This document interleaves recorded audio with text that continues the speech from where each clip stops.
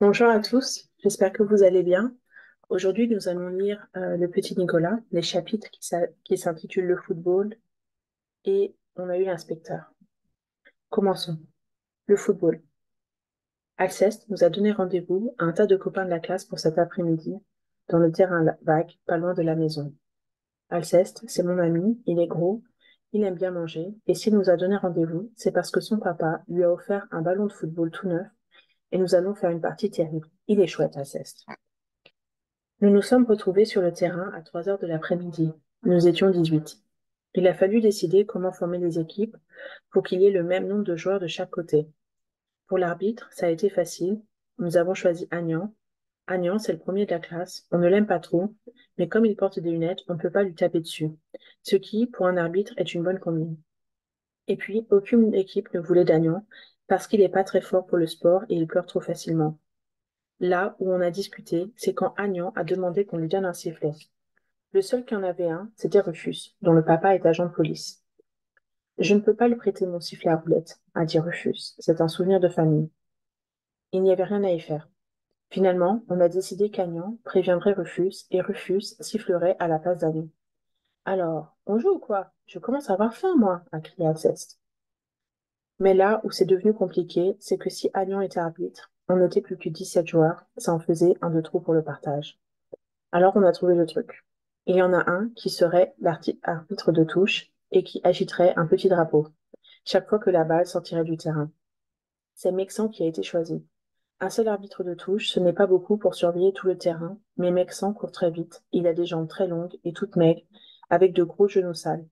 Mexan, il ne voulait rien savoir, il voulait jouer au ballon, lui, et puis il nous a dit qu'il n'avait pas de drapeau, il a tout de même accepté d'être arbitre de touche pour la première mi-temps. Pour le drapeau, il agiterait son mouchoir, qui n'était pas propre, mais bien sûr, il ne savait pas en sortant de chez lui que son mouchoir allait servir de drapeau. Bon, on y va, hein, a crié Alceste. Après, c'était plus facile. On n'était plus que 16 joueurs. Il fallait un capitaine pour chaque équipe, mais tout le monde voulait être capitaine. Tout le monde sauf Alceste, qui voulait être goal parce qu'il n'aime pas courir. Nous, on était d'accord. Il est bien, Alceste, comme goal. Il est très large et il couvre bien le but. Ça laissait tout de même 15 capitaines, et ça en faisait plusieurs de trop. Je suis le plus fort, cria Eudès. Je dois être capitaine, et je donnerai un coup de poing sur le nez de celui qui n'est pas d'accord. Le capitaine, c'est moi, je suis le mieux habillé, a crié Geoffroy, et Eudès lui a donné un coup de poing sur le nez. C'est vrai que Geoffroy était très bien habillé. Son papa, qui est très riche, lui avait acheté un équipement complet de joueur de foot, avec une chemise rouge, blanche et bleue. Si c'est pas moi le capitaine, a crié Rufus, j'appelle mon papa et il vous met tous en prison. Moi, j'ai eu l'idée de tirer au sort avec une pièce de monnaie. Avec 2 pièces de monnaie, parce que la première s'est perdue dans l'herbe et on ne l'a jamais retrouvée. La pièce, c'était Joachim qui l'avait prêtée et il n'était pas content de l'avoir perdue. Il s'est mis à la chercher et pourtant, Geoffroy lui avait promis que son papa lui enverrait un chèque pour le rembourser. Finalement, les 2 capitaines ont été choisis, Geoffroy et moi. Dites, j'ai pas envie d'être en retard pour le goûter, a dit Alceste. On joue. Après, il a fallu former les équipes. Pour tous, ça allait assez bien, sauf pour Odès. Geoffroy et moi, on voulait Eudès parce que quand il court avec le ballon, personne ne l'arrête. Il ne joue pas très bien, mais il fait peur. Joachim était tout content parce qu'il avait retrouvé sa pièce de monnaie. Alors, on lui a demandé pour tirer Eudès au sort, et on a perdu la pièce de nouveau. Joachim s'est remis à la chercher, vraiment fâché cette fois-ci. Et c'est à la courte paille que Geoffroy a gagné Eudès. Geoffroy l'a désigné comme gardien de but. Il s'est dit que personne n'oserait s'approcher de la cage, et encore moins de mettre le ballon dedans. Eudès, Eudès se vexe facilement. Alceste mangeait des biscuits, assis entre les pierres qui marquaient son but. Il n'avait pas l'air content. Alors, ça vient ou oui? Il criait. On s'est placé sur le terrain, comme on n'était que 7 de chaque côté.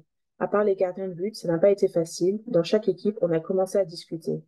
Il y en avait des tas qui voulaient être avancantes. Joachim voulait être l'arrière droit, mais c'était parce que la pièce de monnaie était tombée dans ce coin et il voulait continuer à la chercher tout en jouant. Dans l'équipe de Geoffroy, ça s'est arrangé très vite, parce que Eudès a donné des tas de coups de poing et les joueurs se sont mis à leur place sans protester et en se frottant le nez. C'est qu'il frappe dur, Eudès. Dans mon équipe, on n'arrivait pas à se mettre d'accord jusqu'au moment où Eudès a dit qu'il viendrait nous donner des coups de poing sur le nez à nous aussi. Alors, on s'est placé. Agnan a dit à Rufus, siffle. Et Rufus, qui jouait dans mon équipe, a sifflé le coup d'envoi. Geoffroy n'était pas content. Il a dit: Ah, c'est malin, nous avons le soleil dans les yeux. Il n'y a pas de raison que mon équipe joue du mauvais côté du terrain. Moi, je lui ai répondu que si le soleil ne lui plaisait pas, il n'avait qu'à fermer les yeux, qu'il jouerait peut-être mieux comme ça. Alors, nous nous sommes battus. Rufus s'est mis à souffler dans son sifflet à roulette. Je n'ai pas donné l'ordre de siffler, a crié Agnan. L'arbitre, c'est moi. Ça n'a pas plu à Rufus, qui a dit qu'il n'avait pas besoin de la permission d'Agnan pour siffler, qu'il sifflerait quand il en aurait envie. Non mais, tout de même, et il s'est mis à siffler comme un fou. Tu es méchant, voilà ce que tu es, a crié Agnan, qui a commencé à pleurer. Hé, les gars, a dit Alceste dans son but. Mais personne ne l'écoutait. Moi, je continuais à me battre avec Geoffroy. Je lui avais déchiré sa belle chemise rouge, blanche et bleue. Et lui, il disait: Bah, bah, bah, ça ne fait rien. Mon papa, il m'en achètera des tas d'autres. Et il me donnait des coups de pied dans les chevilles. Rufus courait après Agnan qui criait: J'ai des lunettes, j'ai des lunettes. Joachim, il ne s'occupait de personne. Il cherchait sa monnaie, mais il ne la trouvait toujours pas. Eudès, qui était resté tranquillement dans son but, en a eu assez, et il a commencé à distribuer des coups de poing sur l'aîné qui se trouvait le plus près de lui, c'est-à-dire sur ceux de son équipe. Tout le monde criait, courait, on s'amusait vraiment bien, c'était formidable. Arrêtez les gars, a crié Alceste de nouveau. Alors Eudès s'est fâché. Tu étais pressé de jouer, il a dit à Alceste. Eh bien, on joue. Si tu as quelque chose à dire, attends la mi-temps. La mi-temps de quoi? A demandé Alceste. Je viens de m'apercevoir que nous n'avons pas de ballon. Je l'ai oublié à la maison. Chapitre 2. Pour aujourd'hui, on a eu l'inspecteur. La maîtresse est entrée en classe toute nerveuse. Monsieur l'inspecteur est dans l'école, elle nous a dit. Je compte sur vous pour être sage et faire une bonne impression. Nous, on a promis qu'on se tiendrait bien. D'ailleurs, la maîtresse a tort de s'inquiéter. Nous sommes presque toujours sages. Je vous signale, a dit la maîtresse, que c'est un nouvel inspecteur. L'ancien était déjà habitué à vous, mais il a pris sa retraite. Et puis, la maîtresse nous a fait des tas et des tas de recommandations. Elle nous a défendu de parler sans être interrogée, de rire sans sa permission. Elle nous a demandé de ne pas laisser tomber des billes comme la dernière fois que l'inspecteur est venu et qu'il s'est retrouvé par terre. Elle a demandé à Alceste de cesser de manger quand l'inspecteur serait là. Et elle a dit à Clotaire, qui est le dernier de la classe, de ne pas se faire remarquer. Quelquefois, je me demande si la maîtresse ne nous prend pas pour des guignols. Mais, comme on l'aime bien, la maîtresse, on lui a promis tout ce qu'elle a voulu. La maîtresse a regardé pour voir si la classe et nous étions bien propres, et elle a dit que la classe était plus propre que certains d'entre nous. Et puis, elle a demandé à Agnan, qui est le premier de la classe et le chouchou, de mettre de l'encre dans les encriers, au cas où l'inspecteur voudrait nous faire une dictée. Agnan a pris la grande bouteille d'encre, et il allait commencer à verser dans les encriers du premier banc, là où sont assis Cyril et Joachim, quand quelqu'un a crié: Voilà l'inspecteur! Agnan a eu tellement peur qu'il a renversé de l'encre partout sur le banc. C'était une blague. L'inspecteur n'était pas là, et la maîtresse était très fâchée. Je vous ai vu, Clotaire, elle a dit. C'est vous l'auteur de cette plaisanterie stupide. Allez au piquet. Clotaire s'est mis à pleurer. Il a dit que s'il allait au piquet, il allait se faire remarquer, et l'inspecteur allait lui poser des tas de questions, et lui, il ne savait rien, et il allait se mettre à pleurer, et que ce n'était pas une blague. Qu'il avait vu l'inspecteur passer dans la cour avec le directeur, et comme c'était vrai, la maîtresse a dit que bon, ça allait pour cette fois-ci. Ce qui est embêtant, c'est que le premier banc était tout plein d'encre. La maîtresse a dit alors qu'il fallait passer ce banc au dernier rang, là où on ne le verrait pas. On s'est mis au travail et ça a été une drôle d'affaire parce qu'il fallait remuer tous les bancs et on s'amusait bien et l'inspecteur est entré avec le directeur. On n'a pas eu à se lever parce qu'on était tous debout et tout le monde avait l'air bien étonné. Ce sont les petits. Et là, ils sont un peu dissipés, a dit le directeur. Je vois, a dit l'inspecteur. Asseyez-vous, mes enfants. On s'est tous assis et comme nous avions retourné leur banc pour le changer de place, Cyril et Joachim tournaient le dos au tableau. L'inspecteur a regardé la maîtresse et lui a demandé si ses deux élèves étaient toujours placés comme ça.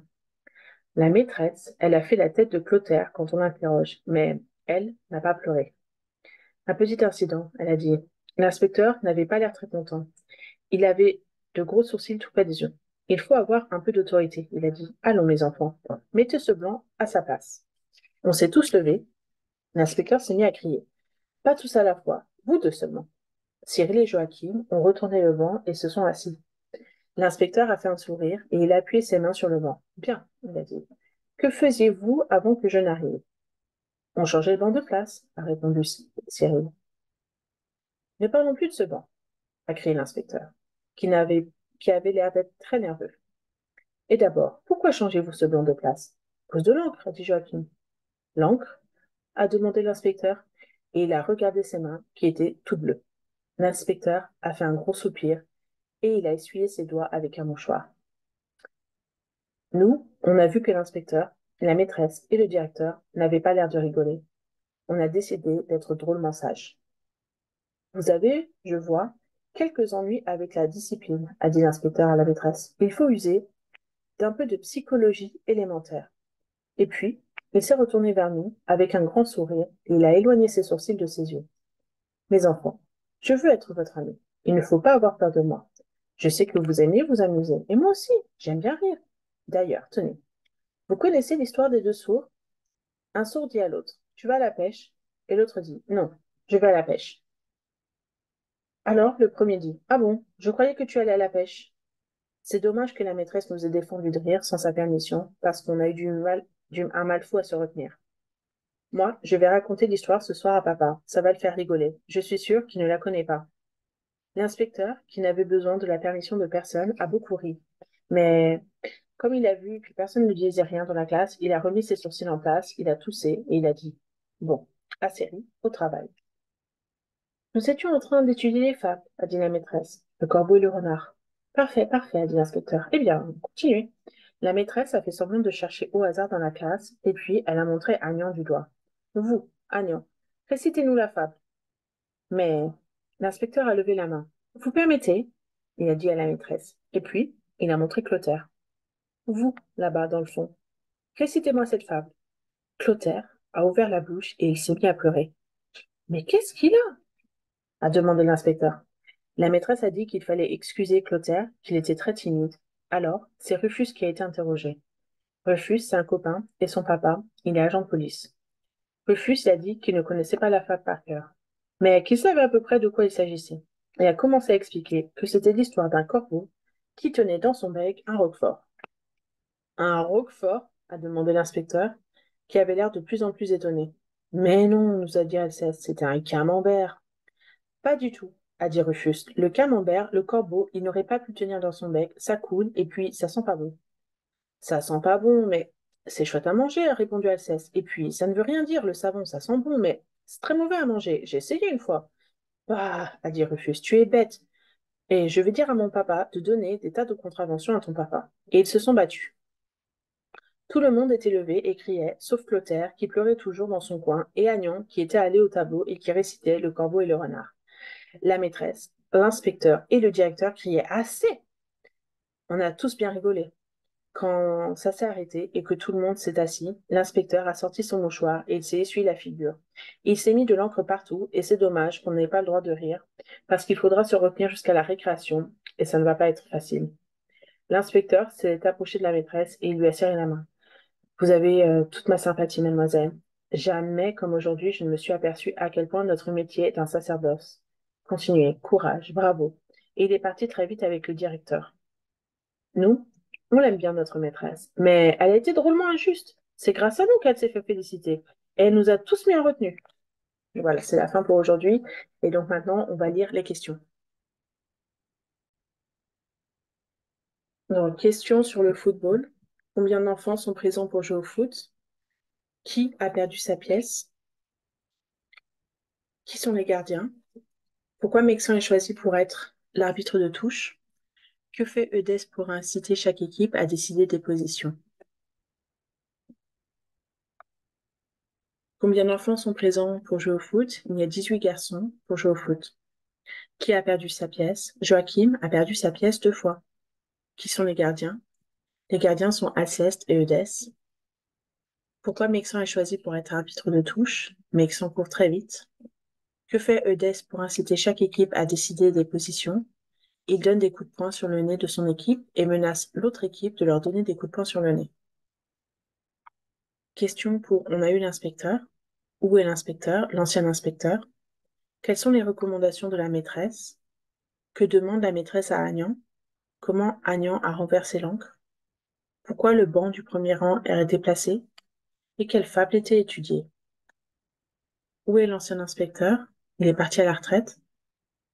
Quelles sont les recommandations de la maîtresse? La maîtresse recommande d'être très sage et de faire bonne impression. Que demande la maîtresse à Agnan? Elle lui demande de remplir les encriers. Comment Agnan a renversé l'encre? Clotaire a crié: Voilà l'inspecteur. Puis Agnan a eu peur et a renversé l'encre sur le banc. Pourquoi le banc du premier rang est déplacé? Parce qu'il était plein d'encre bleue. Et quelle fable était étudiée? Le corbeau et le renard.